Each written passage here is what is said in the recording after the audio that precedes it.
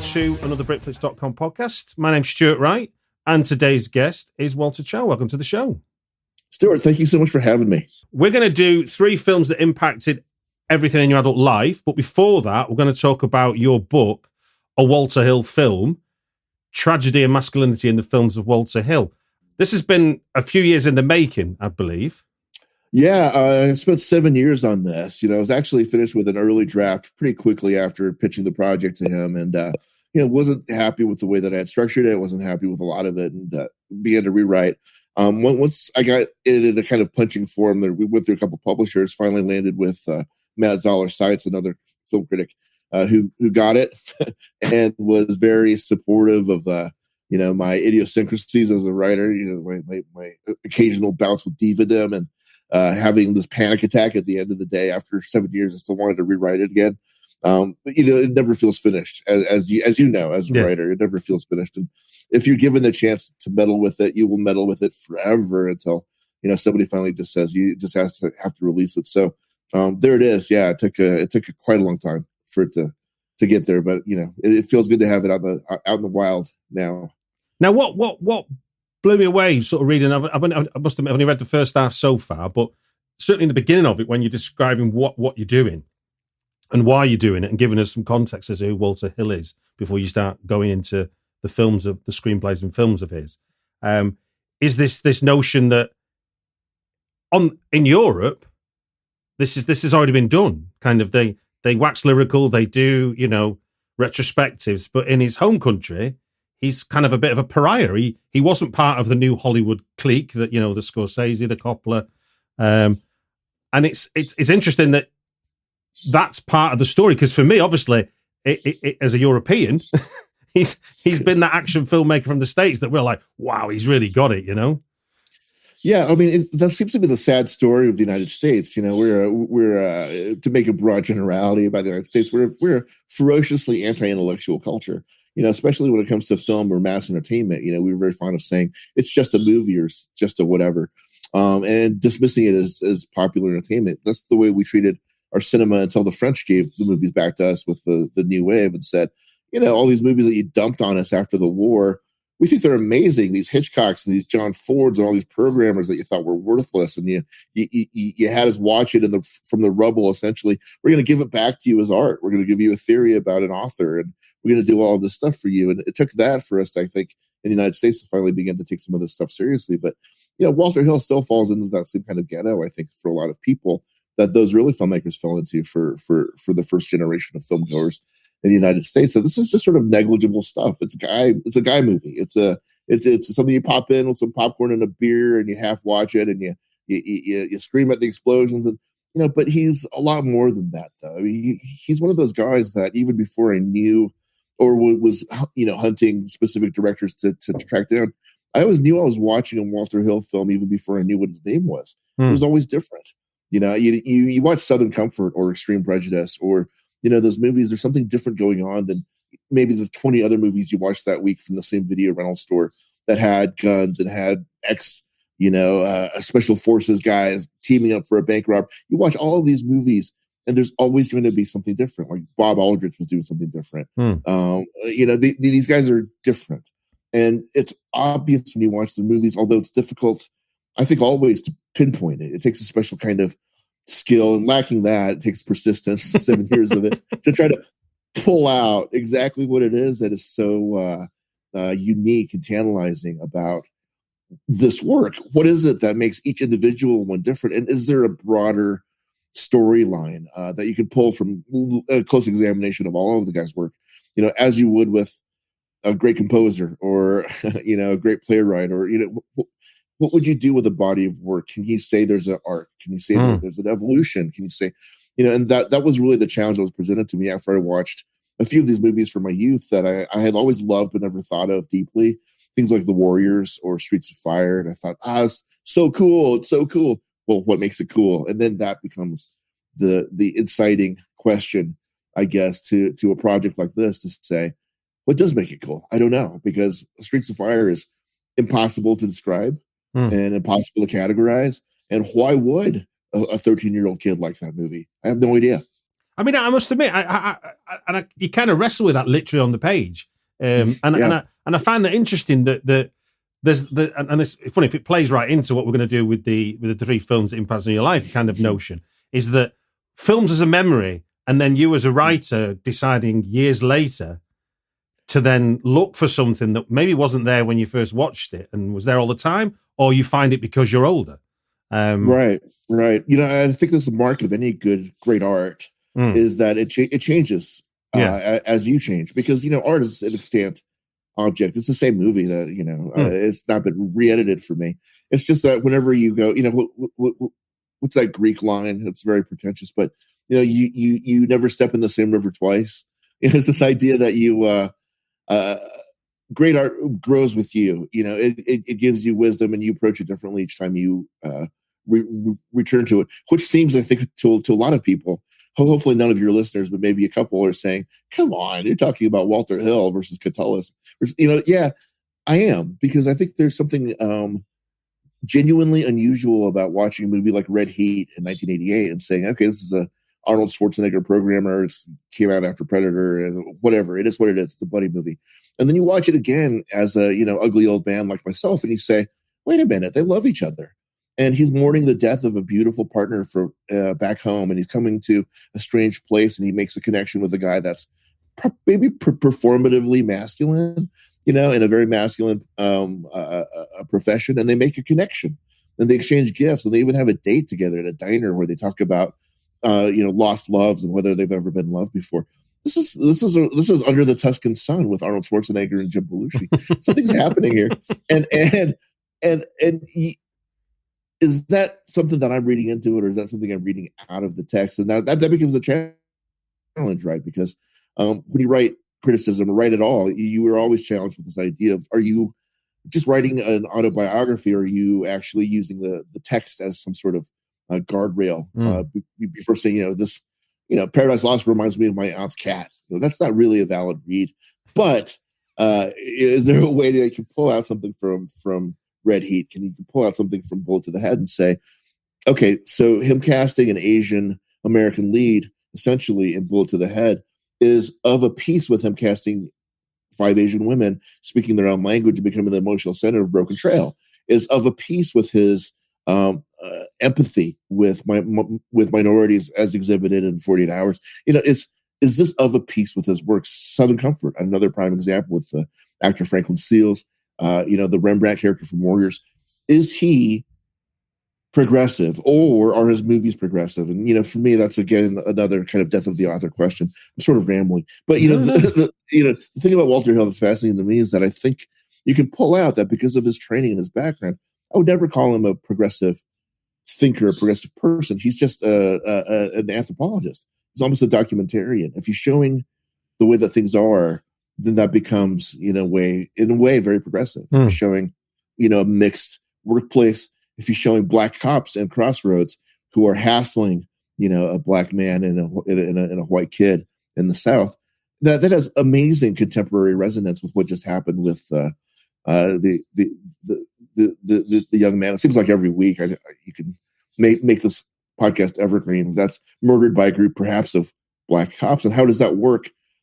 How is that racist or not? Well, the system's broken. And Helder was talking about this in 1987 in Crossroads. And so, all of this stuff is in his movies. And I don't think he's a progressive thinker. I just think he's a honest documentarian of masculinity. And all of these things come through in his movies in a really brilliant and immediate way. And that's part of the thing I think that we connect with as Americans. We're like, oh man, he makes good old fashioned American, iron and steel and bullets movies. We really appreciate that about him, and we tend not to think deeper. Yeah, I mean, when you say that, I'm thinking of with something like Driver, where he makes the police sergeant, the detective, the antagonist. It's not even like that Ryan O'Neal is an anti-hero. It's definitely the policeman is a bad guy, which is a fairly subversive statement to be making in 1976, 77.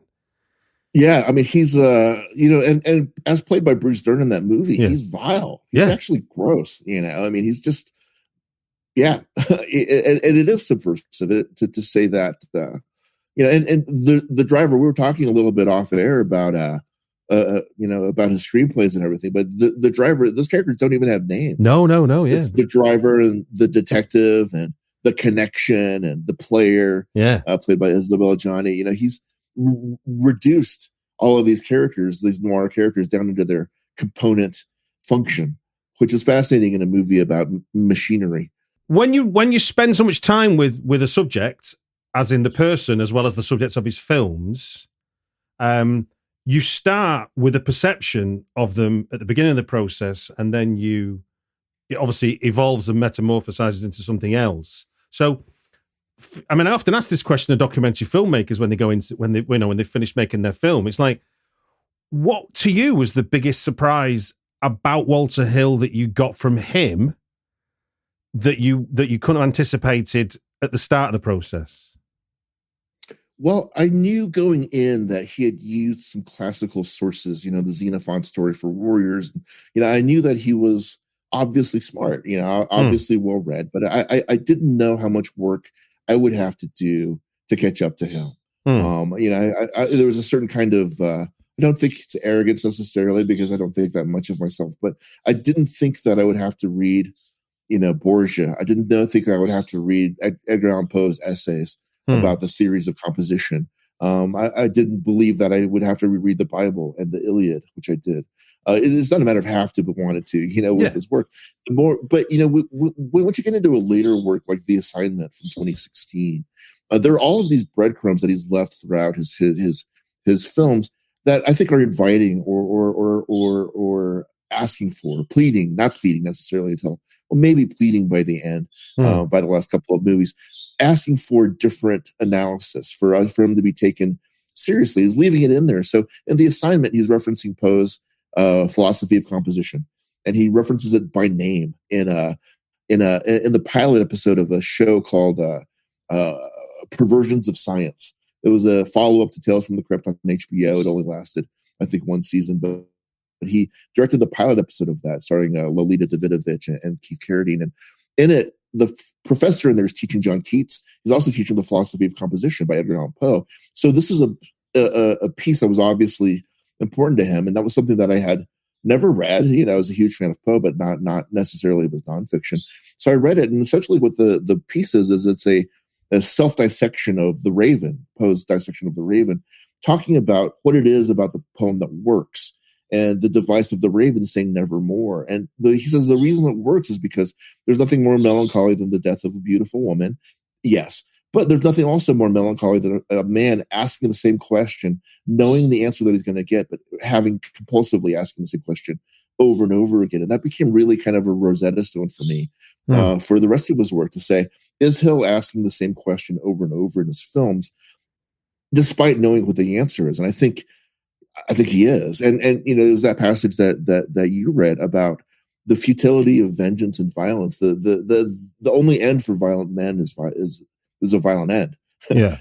There's no, like, even the Ethan Edwards character in The Searchers, or Moses in the Bible, you can get within viewing distance of salvation, but you're not allowed. You've created the world, you've created Canaan, you've created Deadwood, you've created civilization, you've made it possible for people to exist in a civilization through all of the awful deeds that you've done. But once you have created that civilization, you are no longer welcome in that civilization. You can't live in that civilization. So, Wild Bill's in the wilderness, and Moses dies, and Ethan Edwards is cast out, and Tom in Streets of Fire can't stay, and all these people have to leave the societies that they have restored. That's the fate of violent men. And I think this is the question he's asking over and over again. And my real surprise was to say, okay, this is a learned man who is not afraid of his scholarship. It appears in all of his work, and none of his work, I think you'll agree, is proselytizing. It's no. I'm telling a story and I'm telling you a moral to that. He's not doing any of that. He's leaving the movies to tell the story. And I don't think a lot of people were pulling that thread, if anyone. And I'm not patting myself on the back. I think everyone realizes that Walter Hill is great, but I'm not sure that many people, especially in the United States, ever ask the question of why he's great.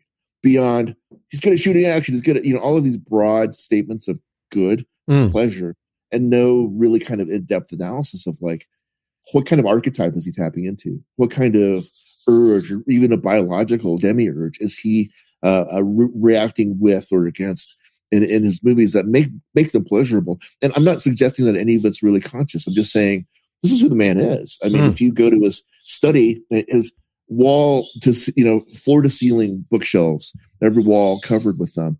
And, quick glance over the titles, as I was sort of perusing, there's Thomas Mann next to Homer, next to Virgil, next to Borgia, next to Poe. It's like this, and I think he's read all of them, and it shows up in Deadwood, the pilot episode for Deadwood, in which his Wild Bill is more eloquent than Wild Bill will ever be again throughout the rest of, the several episodes that he's in that show.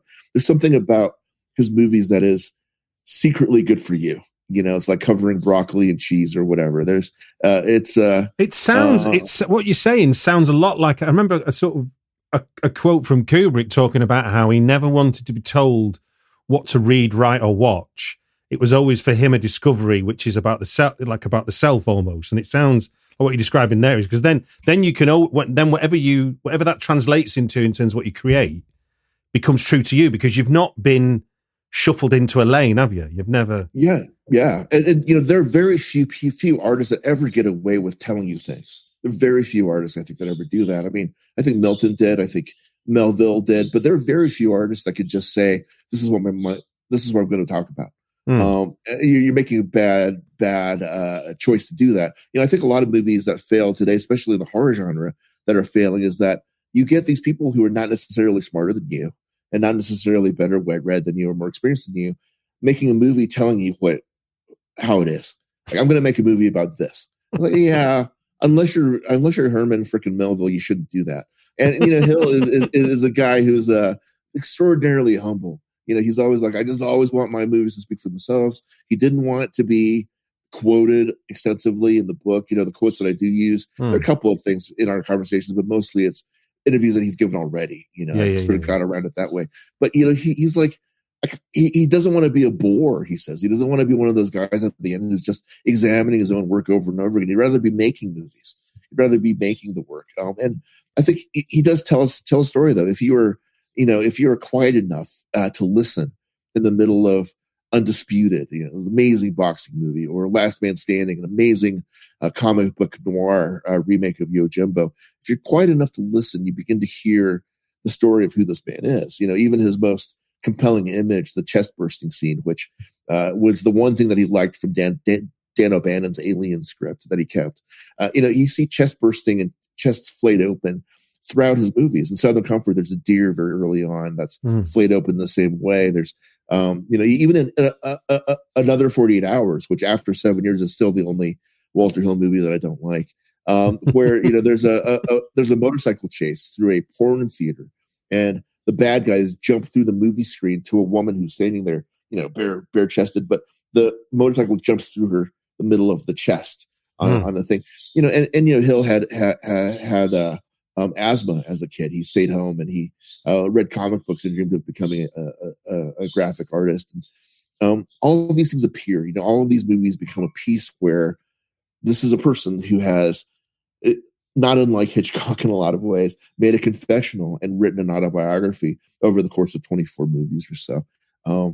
He's in there. He's in there for one of his movies. What, if anything, did Walter push back on at all in terms of what you were thinking you were seeing or understanding about him or his work? That was there any where did it get most challenging in terms of when all of it? Really? He hated everything that I had to say. Well, I mean, he's super gracious. He's like maybe the warmest, one of the warmest people I know. He's become a dear friend, and but he flat out would refuse to talk about themes. But there was one time that I said, "Can you talk to me just a little bit, about Poe? Tell me about the philosophy of composition, because I'm sort of basing like my thesis kind of around this piece."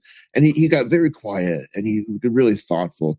And he said, "You know what? You were the only person who's ever asked me about that." And that was it. That's all that he would participate. But that's enough for me. It's like these little pieces that he would give me along the way to say, well, you've thought more deeply about this than most people ever have. And then we would move on to another conversation. He'd talk about boxing.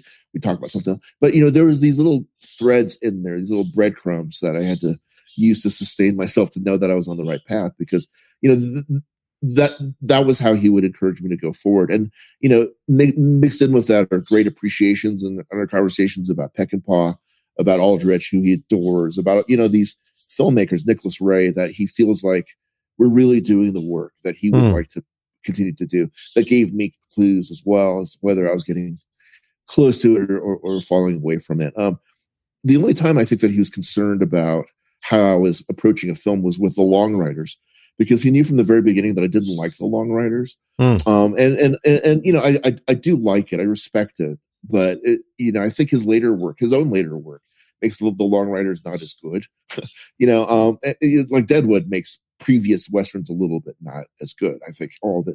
But, and I said, Long Riders, did you ever think that, that it was miscast, that you had the wrong Keach brother, for instance, playing, Wyatt Earp? You have Stacy in there, and then you got James. It's like, that's not right to me. That should be flipped. I think Stacy is the leader of men, and his brother much less so. But he came back after the draft was finished, the final draft, and I had given him a copy, which he hasn't read. He says he said to me, "I want to explain something to you about Long Riders. That it was intended as a musical piece, not a musical, but a musical piece. That it's like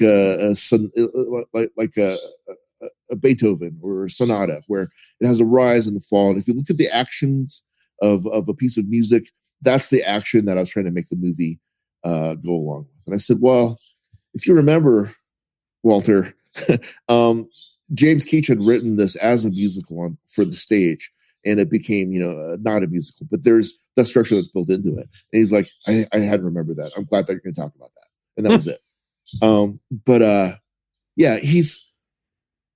I don't think he's disingenuous about his humility. You'll meet a lot of people who say that they're humble, but they're really not.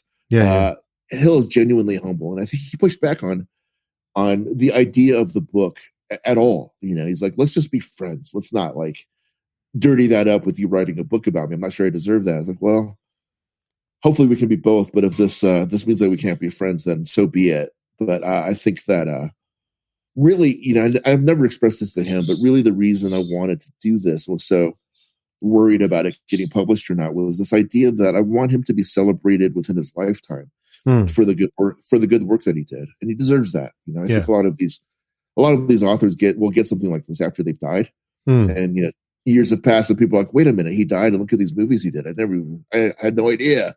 I wanted to give people an idea of it before he died. And so, I mean, one that I'm going to be grateful for, judging by the way you write about it, is his first one. I've not seen Hickey and Boggs, man! So I'm very excited to be getting my head around that one. That movie is so freaking good, man. So good.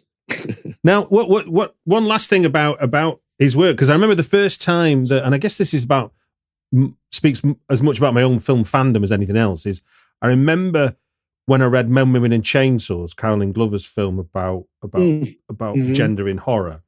And Southern Comfort is one of the cornerstones of what she refers to as urbanoia.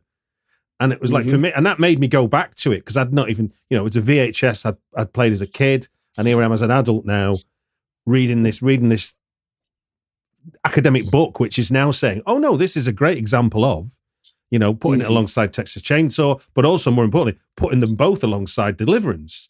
And you're like, wow, you've got Deliverance, that there's this film, and then you've got Texas Chainsaw and Southern Comfort being suddenly put together in the same group, which is not a normal conversation.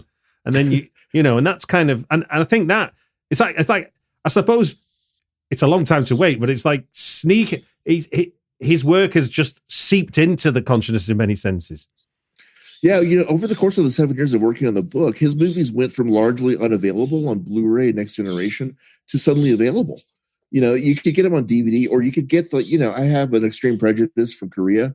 I have on Blu-ray, I have a Streets of Fire from Germany, Strassen and Flammen. But only in the last several years have Western outlets, if you will, or English speaking outlets where his native speaking outlets, I guess I would call them, begun to release his movies. Now you're getting imprint from Australia with really, box set coming out. I think that I did 3 commentaries for, and then they did the theatrical version of Warriors, which is coming out. And there's all this stuff that's suddenly available that before I was really struggling to find, especially Extreme Prejudice was really hard to see in the United States, of all places. Okay.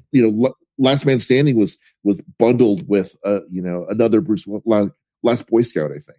In the United States, it's just really hard to see some of these movies. I think there is, to your point, sort of a slow appreciation, a gradual awakening to how important Walter Hill really is. I mean, how do you make a movie in 1989 with Morgan Freeman and Forrest Whitaker and Mickey Rourke and Ellen Barkin and Lance Henriksen and Elizabeth, and have everybody ignore it? I know. What's going on? So, yeah. Well, look, congratulations on the book, A Walter Hill Film, Tragedy and Masculinity in the Films of Walter Hill.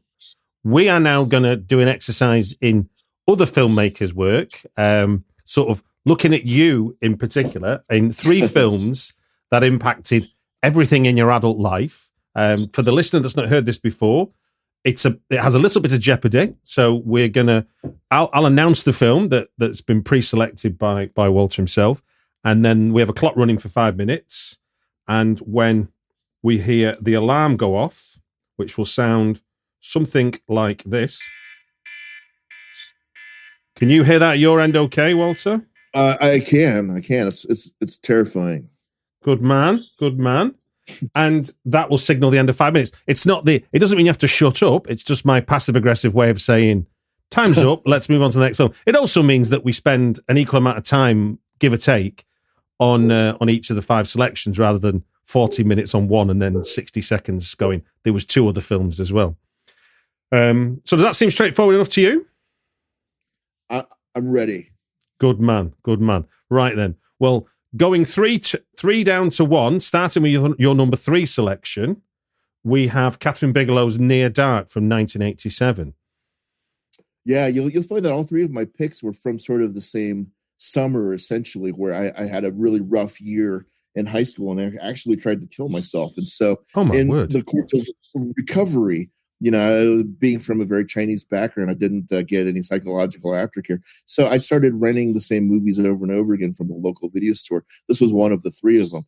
And it was therapy for me for some reason. I never really unpacked it till much later. But Near Dark, Catherine Bigelow's second film after what's it called? The Unloved? Is that what it's called? With Willem Dafoe. But anyway, she directed this movie. She wrote it with Eric Red. This was when she was married, I believe, to James Cameron. So the movie shares a lot of the same cast as Aliens. There's Lance Henriksen, there's Bill Paxton, Jeanette Goldstein is in it. The main characters in it are played by Adrian Pasdar and Jenny Wright.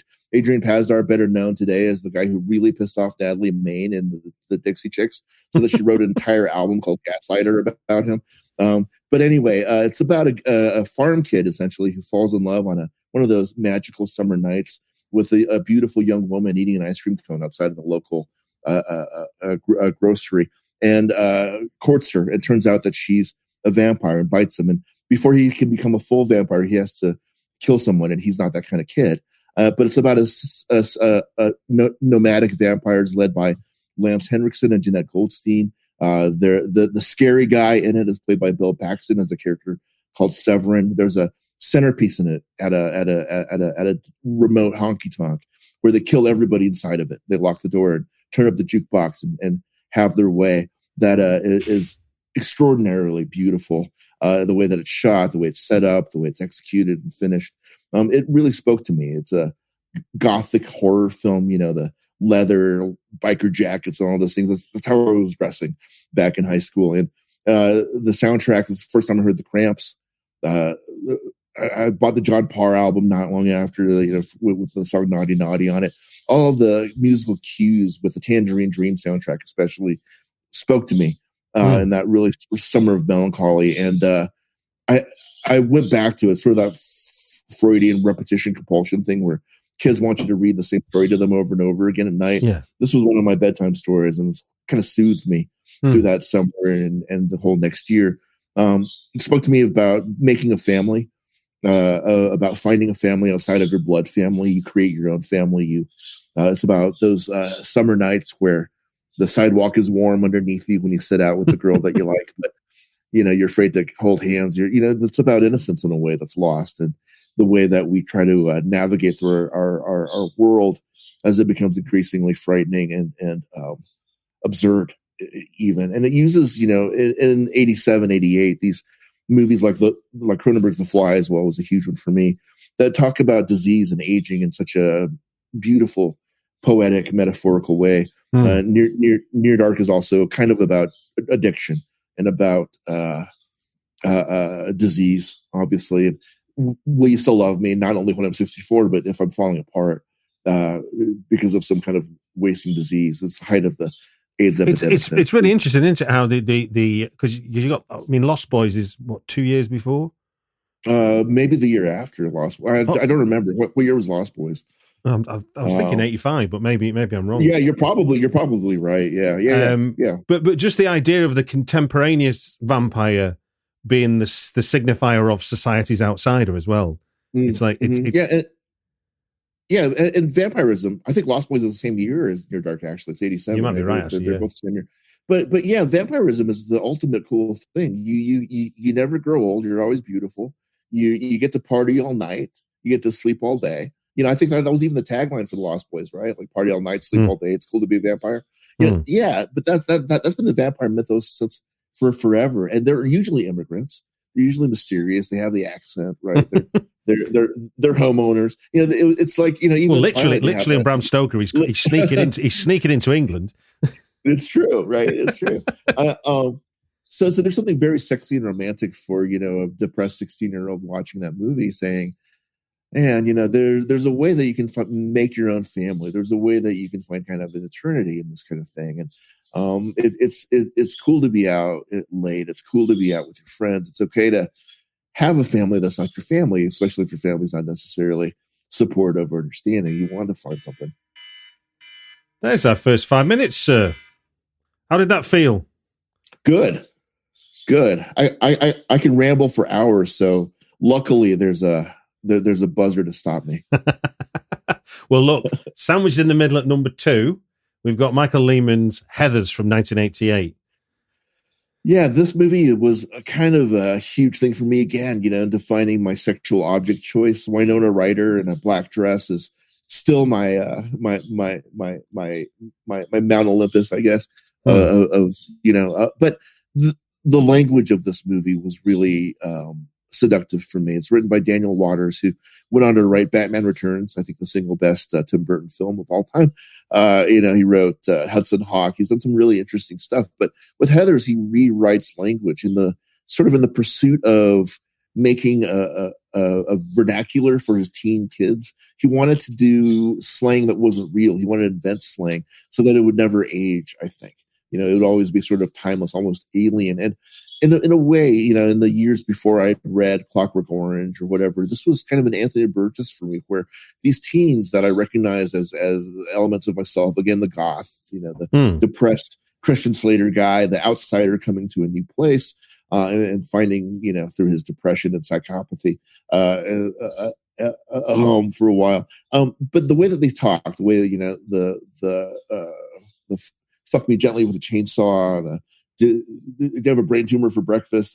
The way that they talk to each other in this movie, to me, was a revelation. As a kid who grew up loving to read and loving to listen to music and loving to listen to all these things, I had not been exposed at that point to a film that was so plastic in its language. And it's continued to be an inspiration for me whenever I feel like, oh, this is not done. I shouldn't say this. And, I make up words in my writing too. I make up mondegreens that are, these two different ideas pushed together, which is, a kind of freedom in the creative process. If I could be so bold as to call myself a creator sometimes, but it spoke to a freedom in like the John Hughes genre, if you will, of doing something completely different. And, it has a really dark and down ending. It has a really dark theme. It's about essentially two kids that are murdering their popular classmates because they're bad people. And it allowed me to have sort of an outlet for the aggressions that I had for my bullies, for the people in my school that I felt like were the Heathers or the jocks, the ones that were, bonding together and seemed to have these perfect idyllic lives. And even more than that, it began to develop some empathy for me about those people's lives too, because you see these characters like, when the jocks are killed, we go to their funeral and you see the families crying, and they're not able to articulate themselves very well. And the Christian Slater character laughs, but then the Veronica character played by Winona Ryder has a real moment of empathy where she sees the younger sister crying.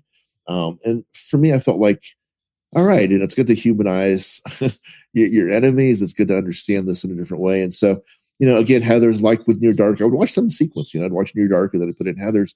That they both have a similar thrum of the importance of creating your own family, the importance of rooting out the people that aren't productive in your life, not in a Scientology way, but just in a mental health kind of way.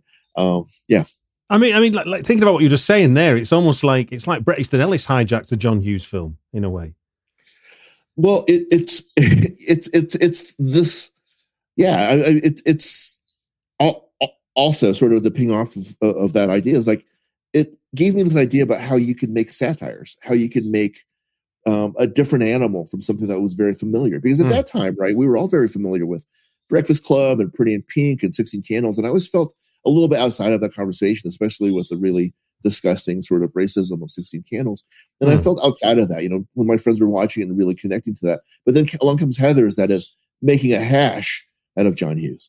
That is saying, all of this stuff is garbage and destructive and creating the ending of Breakfast Club is appalling. You're going to settle for this guy. What did he do? All of this stuff it's kind of appalling, those messages. But with Heathers, it's like, this is a young woman who says, I'm going to blow up my boyfriend because he's a nut. That's great. That's all actually super extraordinarily progressive. Although I wouldn't have called it at that time, but it did a lot to sort of build and form my perspective for the rest of my life to say, this is what's possible. This is what you could create. And you don't have to eat what they're serving you. You can season it however you'd like, or you can make your own thing whole cloth. And that's what Heathers feels like to me. It feels like a piece of as a Brit watching John Hughes films and Heathers for that matter, it was always that for watching it for where I am, you've got a big country, you have these sort of suburban sprawl of America where the high school, I'll finish my point, where the high school is the center of the community. Whereas I grew up in a kind of post-industrial town in the north of England where school was just somewhere you went and came back home. It never felt like a focal point at all. Whereas I was being educated through film that in America, you were going to all come out as a town to watch the American football match that there's, and I'm sure that was just an exaggeration out of film. Now I'm an adult looking at it. But as a kid, when I was watching them, I just thought, God, their school is really important and mine isn't. And obviously then Heathers comes along and it's this dark version of like, well, actually, I don't like this thing that is, we've all got to be happy because we're all part of this wonderful thing. I don't fit in. And suddenly you're like, oh my God. Yeah, I don't think it's an exaggeration at all. I think school in the United States is a huge place that, for development and growth. And it's all about the socialization that we get in high school out here. That's the center of our world for a little while. And quite such a horrible experience for so many of us. Really, I guess as well. I mean, in England, you can leave at 16, whereas you leave at 18, don't you? In terms of school. So I mean, that's right. You can still be a child and be out of the school system in England. Nope. Well, look, that was great. Now this one, I must confess, this is and this is why I love doing this, because there's always films that you've not seen, and then there's the films you've not seen and not heard of. And I must admit, Miracle Mile is one that passed me by completely. So do you want to tell us a bit about why that's so important to you? Yeah, fascinatingly, Miracle Mile came out of, it was released at the same Sundance Festival as Heathers was. They were both pretty successful films. This was before Sex, Lies, and Videotape made Sundance kind of a marketplace more than a festival. But Miracle Mile is directed by a guy named Steve DeJarnett, who had the script that was floating around for a long time. It was a really hot script. And it had originally had, older protagonists. It was given to Gene Hackman to read. It was given to Paul Newman to read. They both passed on it. So he went back over the course of the years. I think Nicolas Cage was attached at one point. Mickey Rourke was attached at another point. He went back and he did some rewrites, and he kind of modeled it this way. And ultimately, it stars Anthony Edwards and Mare Winningham. And Anthony Edwards post Goose, but pre ER, of course.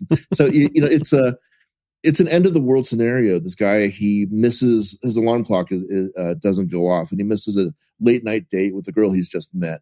And he goes to the diner where she works, and it's really late at night, and it's 4 a.m. and he picks up a phone, the payphone that's ringing outside the diner, and it's a call from a kid in a missile silo saying that, Dad, it happened. We shot our load, and Russia will see it, and we're going to get it back in 70 minutes. And from then on in the movie, it's almost real time, the 70 minutes of him trying to convince others that this is real, that he's convinced that this is real, it's happening, and then going through the whole sort of process of him feeling like maybe it's not happening, maybe it's just a prank, and I just got pulled into this prank, and I'm causing this panic among the people who are up at 4 a.m, including in LA in the 1980s, an all-night workout chain, fitness chain, with all that's involved there. But it's really remarkable, and I think the ending of it is very true to the feeling of the rest of it. There was the Twilight Zone reboot in the 1980s had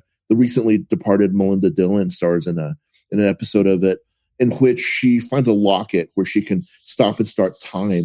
And the last time she stops time is when she could see a Russian missile, 50 yards in the air about to hit her town. So she can never unfreeze time again. She's just sort of frozen it before the nuclear apocalypse. And Miracle Mile really captures the spirit of the 80s, where in the United States during the end of the Cold War, we're very afraid all the time that Russia was going to blow us up, or that Reagan would say something so stupid again that they would go on high alert and Reagan would accidentally blow us up. That was the spirit of the time. It's really a nuclear age. We were scared, really scared. And Miracle Mile captures that, but it also captures this hopeless romanticism of an older guy, 30 or so, who hasn't found the girl of his dreams and thinks that he should have, and finally finds her. And that's the night that Russia launches a nuclear attack at us.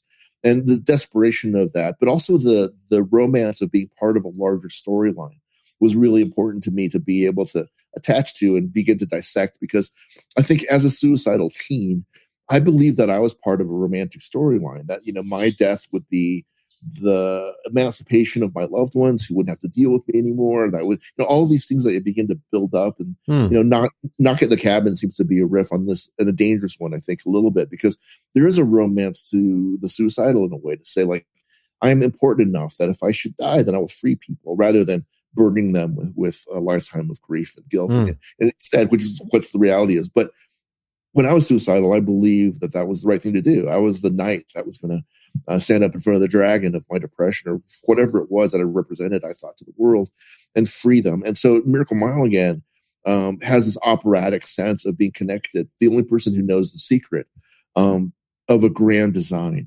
And it's only through their sacrifice, his sacrifice of being the Cassandra, I guess, as his entrance, that he can free himself, and he can free others from what's going to happen. And the reality of the film is he can't do any of it.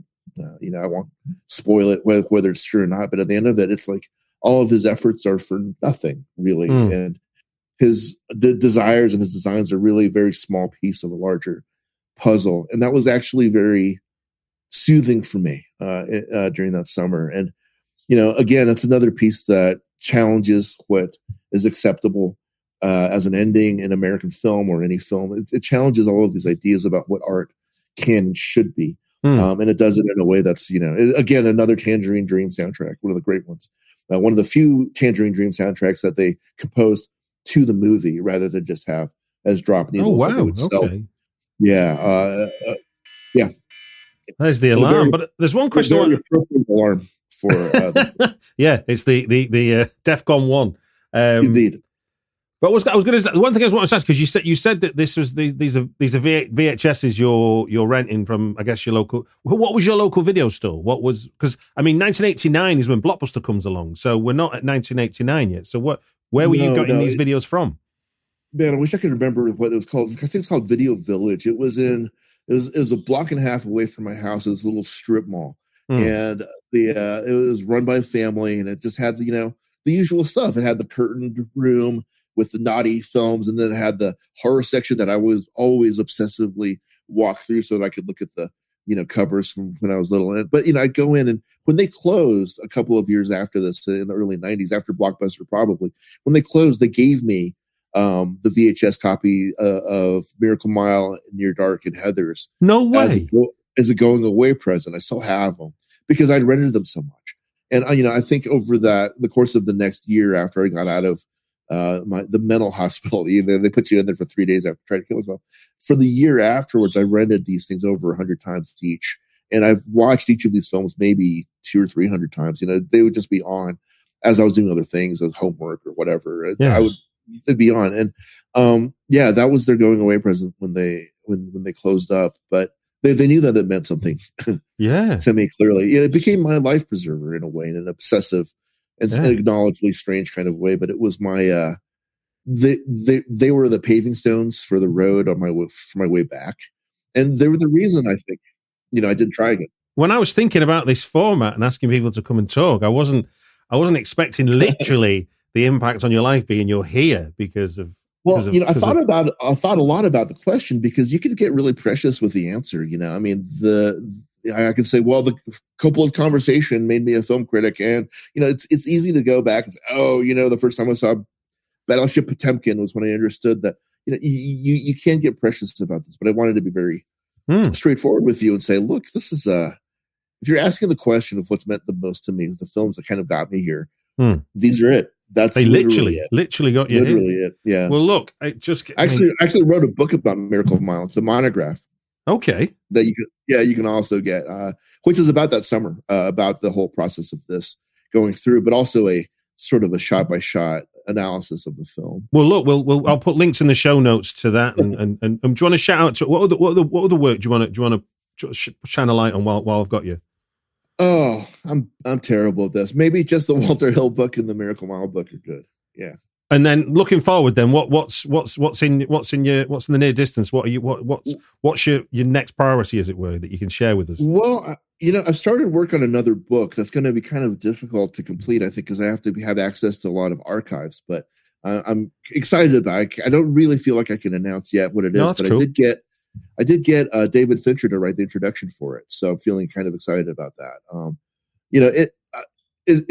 I have this weird legacy of getting really good people to help me with these things because it's like buying the cheapest house in a really rich neighborhood, where it's like if I'm the one that's like the least important person as a part of a larger project, I feel much better about doing it. That because I don't know that I have any draw personally as a creator and author, but if I can get other people to come in with me, like with the Walter Hill book, we have Elroy and Edgar Wright wrote something for it, and Larry Gross and Ganzier, the great Egyptian artist, did the cover for me. Like all of these people are so much more accomplished and interesting than I am, that if you could give them a chance to help Walter Hill get sort of the knowledge that he needs, then I feel really good about it. So anyway, it's working on another book, and in the meantime, just doing the stuff that I always have been doing, is writing film reviews and appreciations and things like that, and doing a little bit of teaching here and there. Excellent. Well, look, it just gives me to say thank you very much for giving your time on a Britflicks podcast. Stuart, thank you so much for having me. It's been a pleasure.